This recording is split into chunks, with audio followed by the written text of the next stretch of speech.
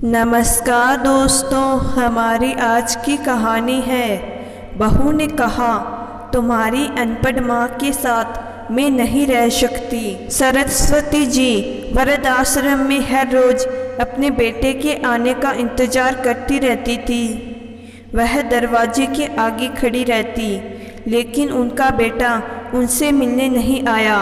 एक दिन किसी ने पूछा कि बेटे ने ही तुमको यहाँ भेजा है, अब मिलने भी नहीं आता, फिर तुम क्यों उसका इंतजार करती रहती हो? आज तुम किस खुशी में लड्डू बना रही हो?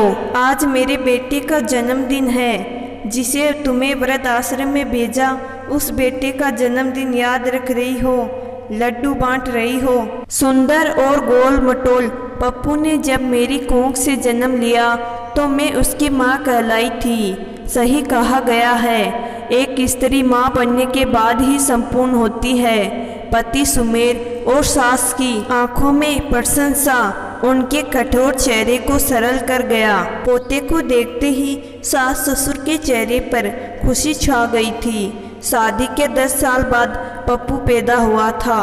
कोई स्त्री 10 साल तक माँ न बन पाए तो समाज और रिश्तेदार क्या हाल करते हैं। सरस्वती जी ने भी बहुत ताने सुने थे। वंश आगे बढ़ाने के लिए पति की दूसरी शादी के लिए भी तैयारी चल रही थी। खून के आंसू रोती सरस्वती पर ईश्वर ने दया की। सरस्वती के गर्भवती होते ही घर में खुशियों की बाढ़ आ गई। कल तक जो पति सरस्वती को बांझ मानकर दूसरी शादी के लिए तैयार हो गया, अचानक सरस्वती पर उसे प्यार आने लगा। पप्पू के जन्म के बाद सरस्वती भी अशुभ से सौभाग्यवती हो गई। पुत्रवती होने के बाद सरस्वती का सम्मान घर में थोड़ा ज़्यादा ही बढ़ गया। आखिर वंश को बढ़ाने वाला चिराग जो मिल गया था। उन दिनों आजकल की तरह ना दवाइयाँ थी ना सुविधा। पप्पू के बाद और दूसरी कोई संतान ना हुई। पप्पू की परवरिश में सरस्वती जी और समेर ने कोई कमी ना छोड़ी। इकलौती संतान होने के नाते उसकी हर जायज़ और नाजायज़ इच्छा पूरी की। एक दिन सरस्वती जी अपने पति से कहती है, उसे हम अच्छा बुरा का भेद नहीं बताएंगे तो वह कैसे अच्छी बुरी बातों का अंतर समझेगा। उसकी गलतियां बताना उतना ही आवश्यक है जितना उसकी अच्छी बातों की सराहना करना। पर सुमेर पुत्र की गलतियां छुपाने से बाज नहीं आते।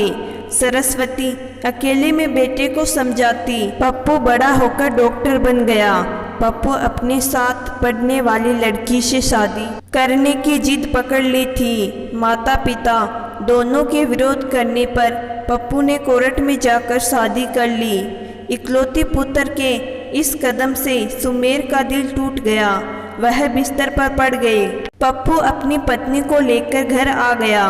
एक दिन हार्ट अटैक से सुमेर की मृत्यु हो जाती है। पिता की मृत्यु के बाद पप्पू अपनी माँ को लेकर शहर चला जाता है।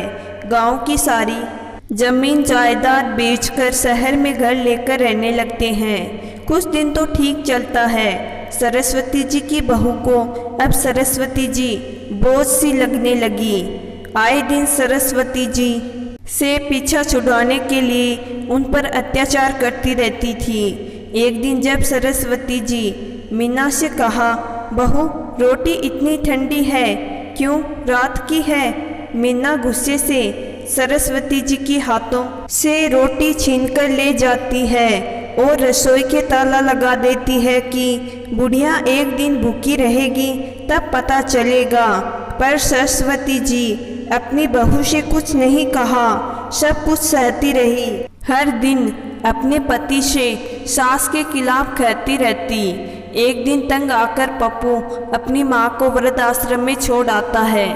उसकी पत्नी ने शाप कह दिया था, वह उसकी कम पढ़ी लिखी माँ के साथ नहीं रह सकती। जिस पप्पू को बचपन में अपनी माँ से ज़्यादा बुद्धिमान कोई नहीं दिखता था, आज उसी पप्पू ने पत्नी के कहने पर माँ को अनपढ़ मानने में 1 मिनट की देरी नहीं लगाई। सचमुच बेटे इतने जल्दी बदल जाते हैं क्या?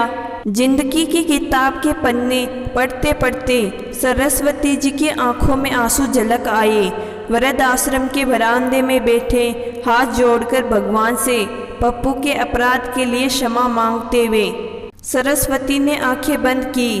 तभी उनके कंधे पर किसी ने हाथ रखा। पप्पू कहते हुए सरस्वती ने आंखें खोल दी। सामने आज 7 वर्ष बाद पप्पू खड़ा था। माँ अपने बेटे के आने की आहट हवा में ही सुन लेती है। उखड़े बाल और बिगड़ती सेहत के साथ खड़े पप्पू को देखकर सरस्वती जी बिलख उठती है। आखिर माँ थी उसकी। बेटे की हालत देखकर बेचैन हो गई। कमरे में जाकर उसको पानी पिलाती है। तब पप्पू कुछ करने योग्य होता है। पप्पू को कोरोना हो गया था। उसकी बीमारी को देख उसकी पत्नी मीना उसे छोड़कर चली गई। तब पप्पू को माँ की याद आई। माँ तो माँ होती है, बच्चों के लिए यमराज से भिड़ जाती है। पप्पू को पास रख सरस्वती जी ने जी जान से बेटे की सेवा की। एक दिन पप्पू की बीमारी ने भी माँ की सेवा से हार मान ली। पप्पू स्वस्थ हो गया। पत्नी फिर वापस आ गई। पप्पू ने उसे घर में आने से इनकार कर दिया और बोला, अब मैं मेरी माँ के साथ रहूँगा, मुझे तुम्हारी कोई ज़रूरत नहीं है। कहकर सरस्वती जी के चरणों में गिर जाता है और अपनी गलती के लिए उनसे माफ़ी मांगता है। दोस्तों, सच में यह माँ कुछ अजीब नहीं होती।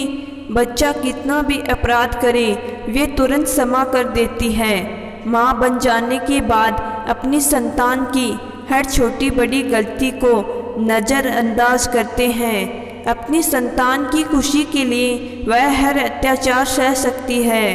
तो दोस्तों, मैं आशा करती हूँ कि आज की कहानी आपको ज़रूर पसंद आई होगी। धन्यवाद।